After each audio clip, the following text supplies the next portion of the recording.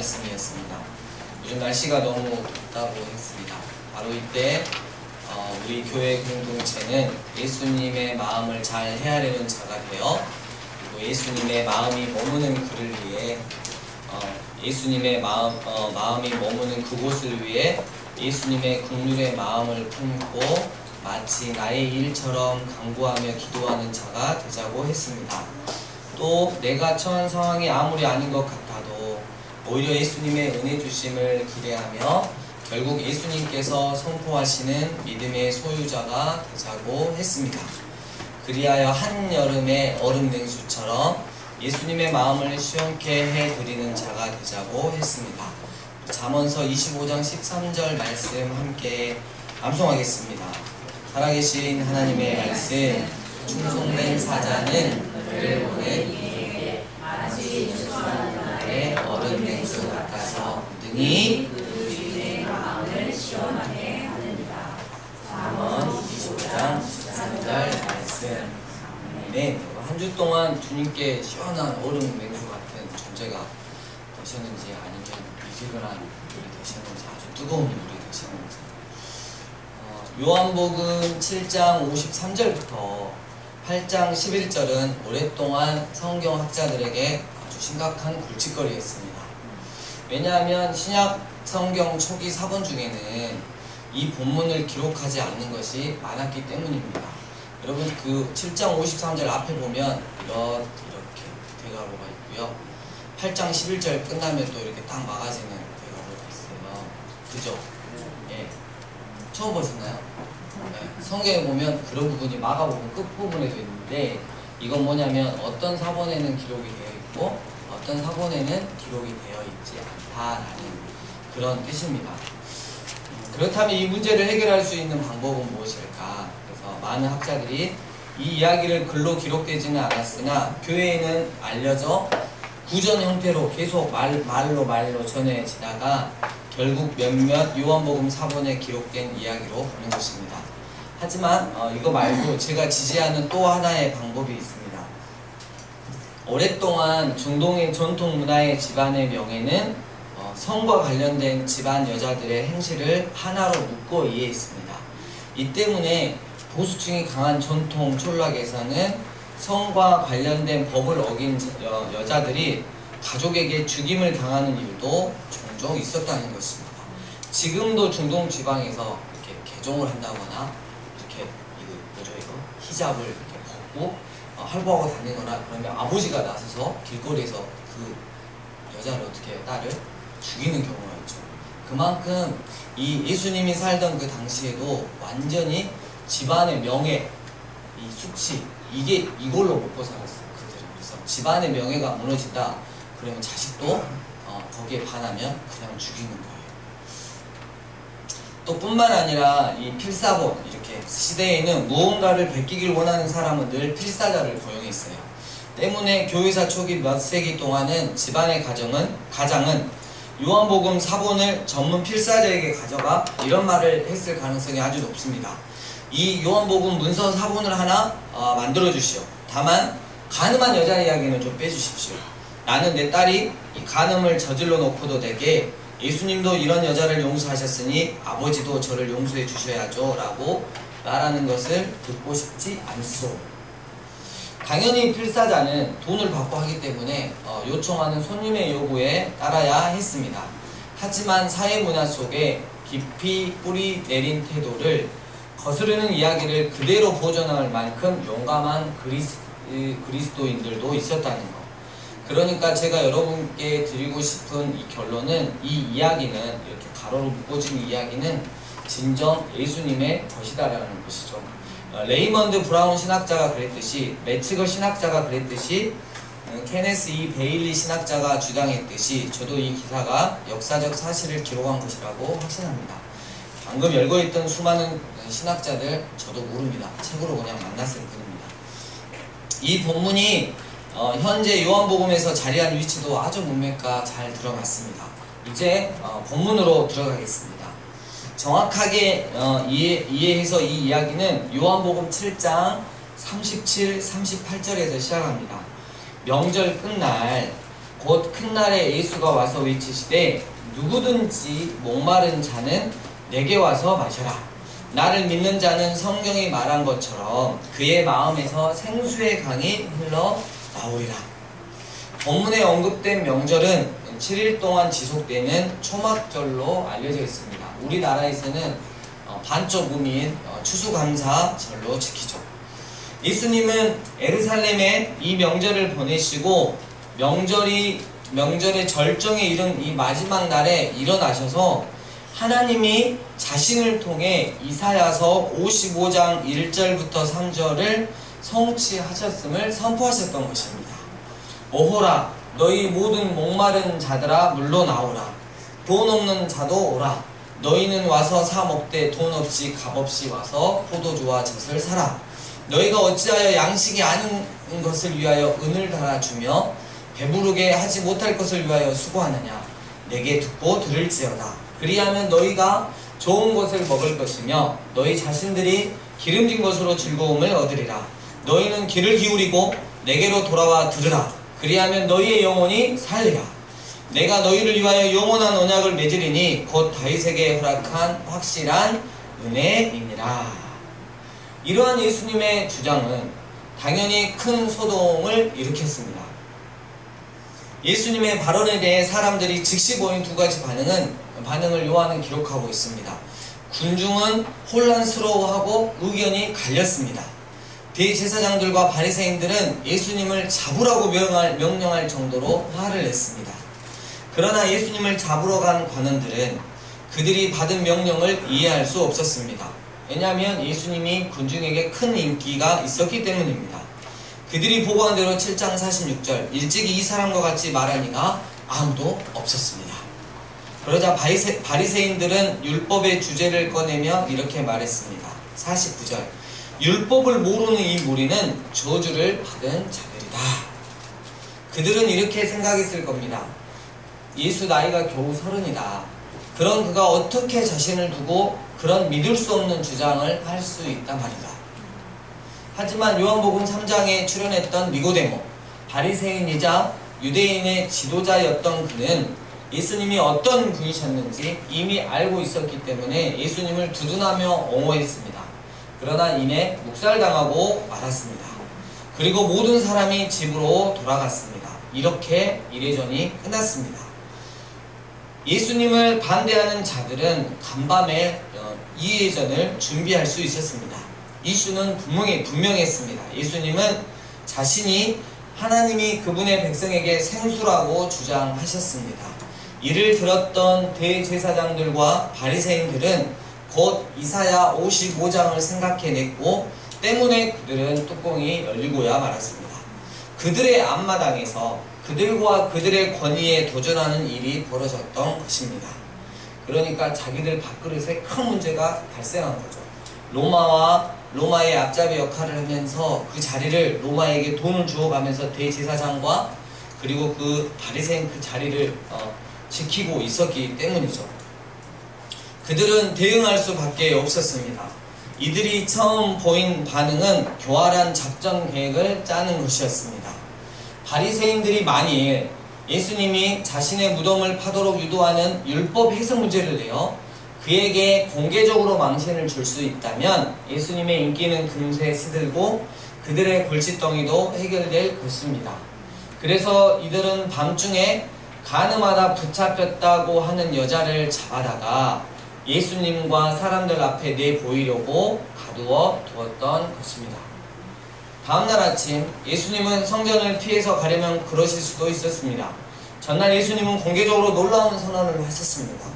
그는 자신의 주장을 듣는 이들 사이에서 상당한 혼란이 있었음을 아셨습니다. 성전 경비병들이 자신을 붙잡으려고 나타났던 일도 당연히 아셨을 겁니다. 어쩌면 그 다음날 아침에 경비병들은 사람들이 모이기 전에 예수님을 붙잡으려고 성전문에서 그를 기다리고 있었을지도 모릅니다. 그러나 예수님은 다음날 아침에도 용감하고 아주 꿋꿋하게 성전에 다시 모습을 드러내셨습니다. 유대 율법에 따르면 큰 명절 다음 날은 안식일로 지켜야 했습니다. 그런 날은 어떤 일도 할 수 없었습니다. 예수님이 이 명절 8째 날에 성전 격례로 들어오셨던 것입니다. 금세 군중이 모여들었습니다.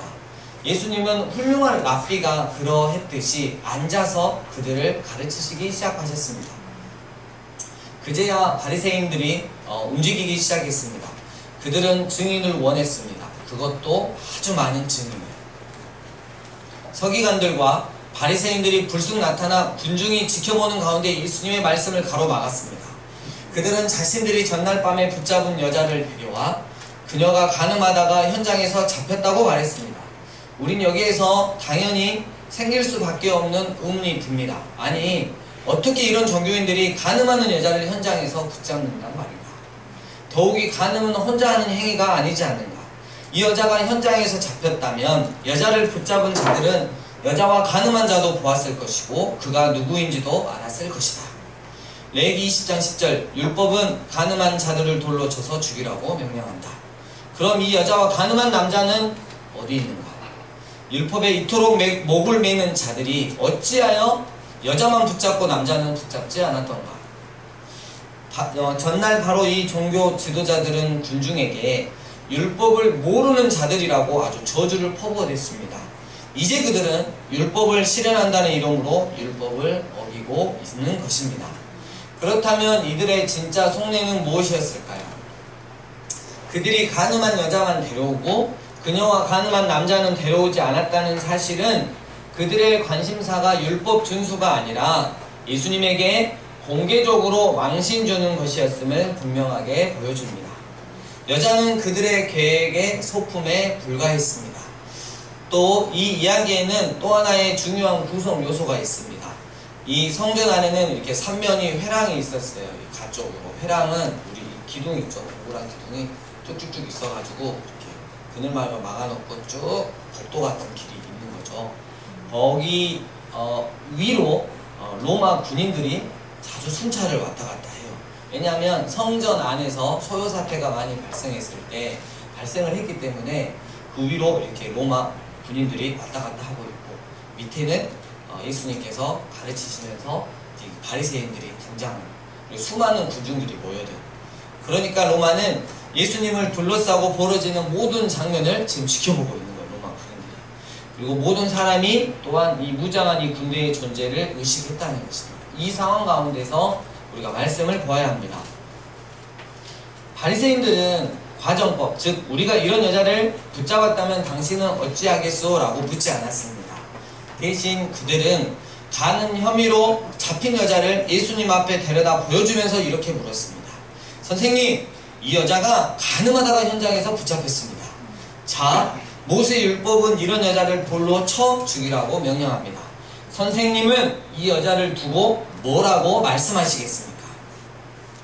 이보다 더 기막힌 장면은 없을 것입니다. 그들은 모세를 인용한 뒤 공개적으로 예수님에게 저 위대한 율법 수요자 모세를 따를지 혹은 따르지 않을지를 따져 묻습니다. 군중은 귀를 기울이고 있었고 로마 군인들 역시 이 장면을 지켜보고 있었습니다. 바리새인들은 예수님이 선택할 수 있는 길이 두 가지라고 생각했습니다. 우선 예수님은 옳다, 여자를 돌로 쳐 죽이자 라고 말할 수도 있습니다. 그런 판단은 야유를 불러일으키고 소란을 불러와서 결국에는 그 여자에게 폭력을 쓰기도 전에 예수님부터 체포당하는 일이 분명 벌어질 것입니다.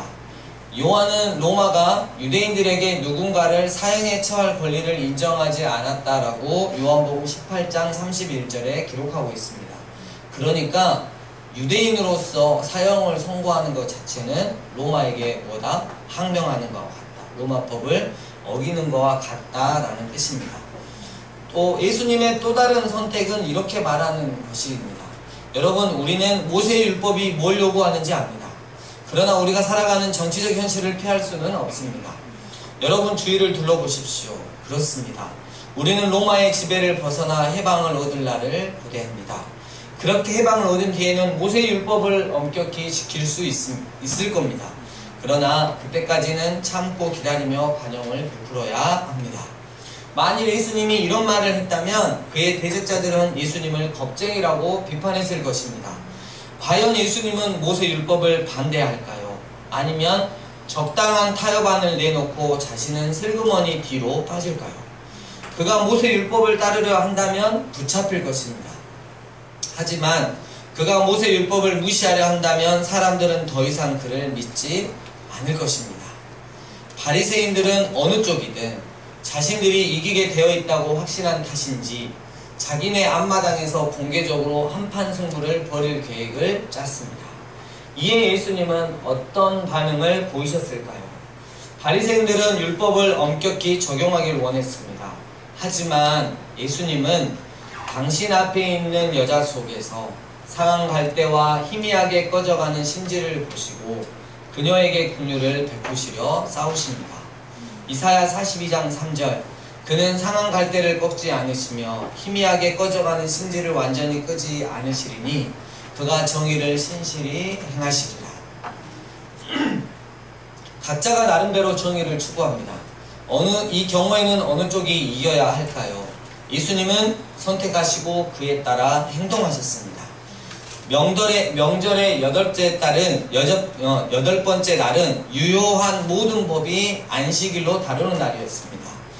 안식일법을 지킬 때 가장 먼저 지켜야 하는 것은 일을 하지 않는 것이었습니다.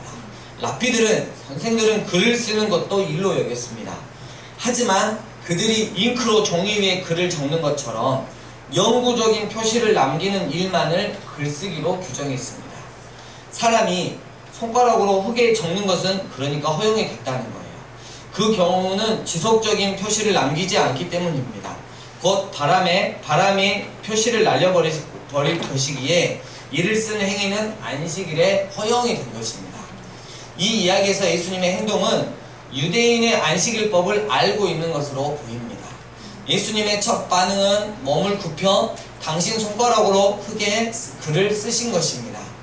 예수님은 이 행동을 통해 당신이 기록된 율법을 너무나 잘 아실 뿐더러 당시 사람들이 전개하던 율법의 구전 해석도 꿰뚫고 계심을 비판자들에게 보여주신 것입니다.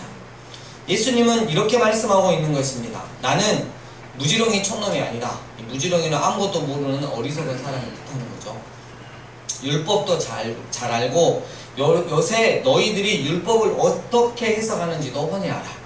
오늘은 안식일로 지켜야 할 날이지. 너희가 내가 율법을 제대로 지키는지 감시하려는 거겠지. 나는 흙에 나섰다. 이렇게 글을 쓰는 것은 안식일에도 할 수 있는 거잖아요. 그는 뭐라고 쓰셨을까요? 오랫동안 학자들은 이 문제를 놓고 여러 주장을 제시했습니다. 중동의 눈으로 본 예수라는 책을 쓴 신학자 베일리는 예수님은 죽음 혹은 여자를 죽여라 혹은 여자를 돌로 쳐라 같은 말을 썼으리라고 확신합니다.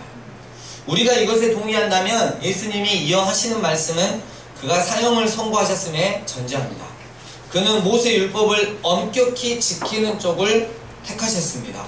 예수님은 이런 판결을 내리신 뒤에 여자를 돌로 쳐 죽여라 라고 내리신 뒤에 판결 집행 방법을 선언하셨습니다. 8장 7절 너희 가운데 죄가 없는 자가 먼저 여자를 돌로 쳐라. 폭도에겐 법이 없습니다. 폭도는 약탈하고 파괴하고 살인하며 방화를 저지릅니다. 수많은 사람들이 가담하지만 체포당하는 이는 아무도 없습니다. 폭도 속에 숨은 개인은 자신이 저지른 행위에 따른 책임을 모면할 수 있습니다.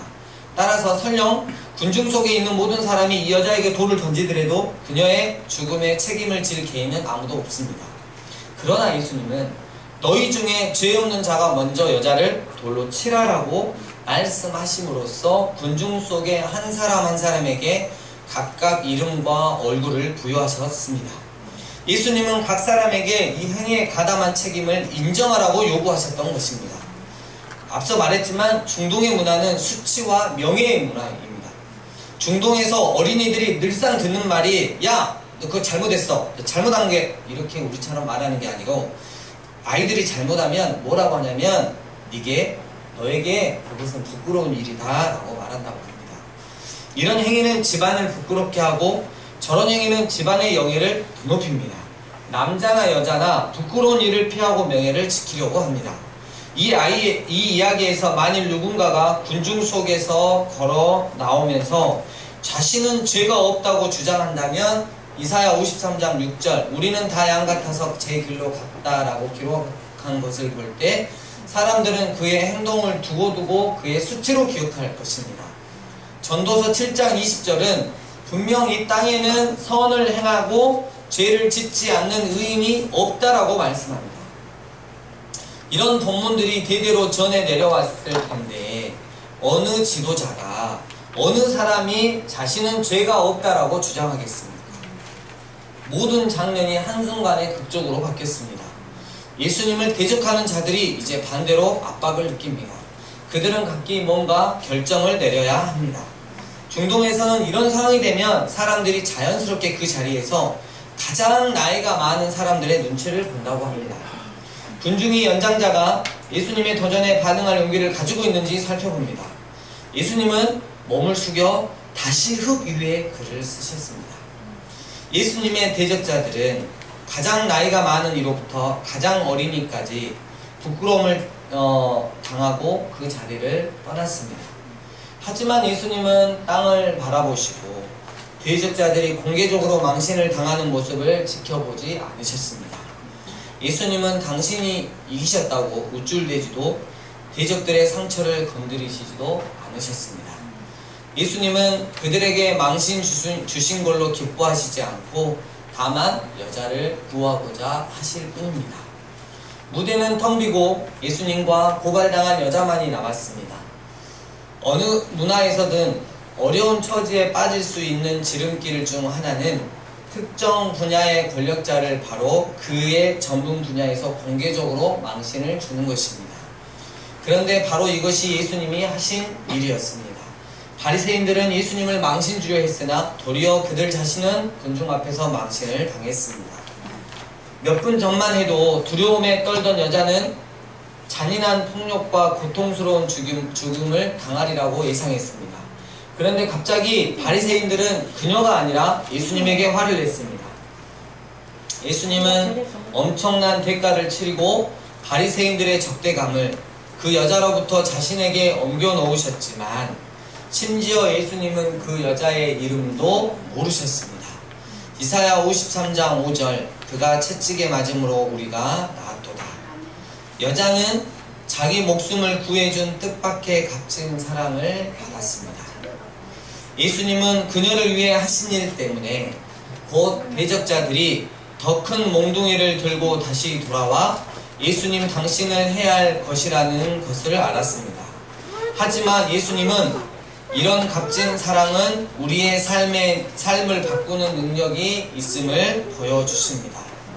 우리는 이 이야기를 통해 그녀를 사랑하시는 예수님이 장차 어떤 고난을 당하실지 미리 꿰뚫어 볼 수 있습니다. 그것은 바로 대속입니다. 대속. 예수님께서 십자가 위에서 피 흘려 죽으심으로 우리의 죄를 대신 감당하시고 구원하신 일. 예수님은 마지막 말씀에서 여자를 꾸짖지 않으시는 동시에 자기 삶을 파괴하는 여자의 생활 방식을 못 본 채 하시지도 않으셨습니다. 예수님은 이런 말씀으로 둘 사이를 아슬아슬하게 걸어가십니다. 나도 너를 죄 있다 하지 않겠다. 가서 다시는 죄를 짓지 말라. 말씀을 정리합니다.